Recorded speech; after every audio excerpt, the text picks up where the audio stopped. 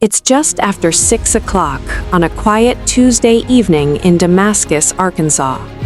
Two Air Force technicians climb down into a concrete silo buried deep beneath the rolling farmland. Their job is routine: check the pressure on a missile that has sat in the ground for years, waiting. What happens in the next few minutes will trigger one of the most dangerous nuclear accidents in American history. And it will begin with something as small as a dropped tool. The date is September 18, 1980. The missile is a Titan II, the largest, most powerful intercontinental ballistic missile the United States has ever built. Fueled and ready, it stands over 100 feet tall inside its silo, armed with a single nuclear warhead 9 megatons strong. To put that in perspective, it's roughly 600 times more powerful than the bomb dropped on Hiroshima. This one missile, sitting quietly under a cow pasture in rural Arkansas, has the destructive power to level an entire region. 19-year-old Airman David Powell is new to the job. He's part of a maintenance crew sent to perform a simple pressure check, a task done hundreds of times before without incident. He's holding a socket wrench, working in the cramped, dimly lit space between the missile and the silo wall. And then, in an instant, the unthinkable happens. The socket slips from the wrench. It falls, 9 stories down. It strikes the missile's skin and bounces off the thin metal wall of the first stage fuel tank. For a moment, there's nothing. No sound, no alarm, just silence. Then, a thin stream of liquid rocket fuel is leaking from a puncture no bigger than a coin, and it's filling the silo with vapor. Powell and his partner don't know it yet, but they are standing inside a sealed underground chamber with a nuclear warhead next to a growing cloud of explosive fuel. Every second they stay is a second closer to catastrophe. They scramble up the ladder, alarms finally shrieking behind them, and burst into the Arkansas evening, gasping for air that isn't laced with poison.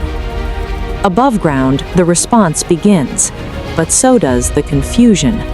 Fuel vapor is heavier than air. It's pooling inside the silo, invisible, waiting. One spark, one static charge is all it would take to ignite it. And if that fuel ignites, the explosion could be powerful enough to blow the 9-megaton warhead sky high. Teams are called in from Little Rock Air Force Base. Technicians debate what to do. Should they vent the silo and risk sparking an explosion? Should they try to enter and repair the leak? Every option carries horrifying risk. Meanwhile, word begins to spread through the surrounding countryside. Local families are told to evacuate. Some don't know why. They just know men in uniform are telling them to leave, now, and not to ask questions. For hours, a strange, tense calm settles over Damascus. Cows graze in nearby fields, farmhouses sit quiet in the dark, and underground, poisonous vapor continues to seep through a silo built to contain the most destructive weapon on Earth. By the next morning, more than 12 hours after the socket first fell, a decision is made. A specialized 2-man team, wearing full protective gear, will re-enter the silo to check on the fuel level and try to stabilize the situation. Among them is Airman David Livingston. He is 21 years old. What they find below ground is worse than feared. The fuel leak has grown. Pressure inside the missile's stage is dropping fast, and the entire structure is becoming unstable. As Livingston and his partner assess the danger, the ground itself seems to hold its breath. Then, at 3 a.m., it happens. A massive explosion tears through the silo. The 740-ton concrete and steel door, built to withstand almost anything, is hurled hundreds of feet into the air like it weighs nothing at all. Flame and debris shoot skyward, visible for miles. And somewhere in that chaos, the unthinkable occurs. The nuclear warhead itself is blown out of the silo, thrown into the darkness of the Arkansas night. For a moment, nobody knows where it landed or whether it has detonated. It hasn't. The warhead is found roughly 100 feet from the ruined silo, resting in a ditch, damaged but intact. Its safety mechanisms, engineered specifically to prevent exactly this kind of accidental detonation, have held. There is no mushroom cloud over Arkansas that night, but the human cost is real. Airman David Livingston, who went down into that silo to try to save it, is killed in the blast. 21 others are injured, and an entire community wakes up to news they never imagined, that a nuclear warhead had just been blown out of the ground less than 2 miles from their homes. In the days that follow, the full scale of what almost happened settles in.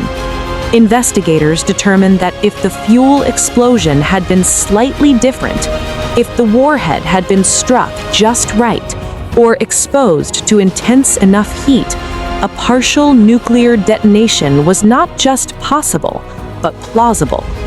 A single dropped socket, worth perhaps a few dollars, had triggered a chain of events that came within a hair's breadth of turning rural Arkansas into ground zero. The Titan II missile program itself is retired within a few years, partly a casualty of an accident that exposed just how fragile the systems safeguarding the world's most dangerous weapons truly were.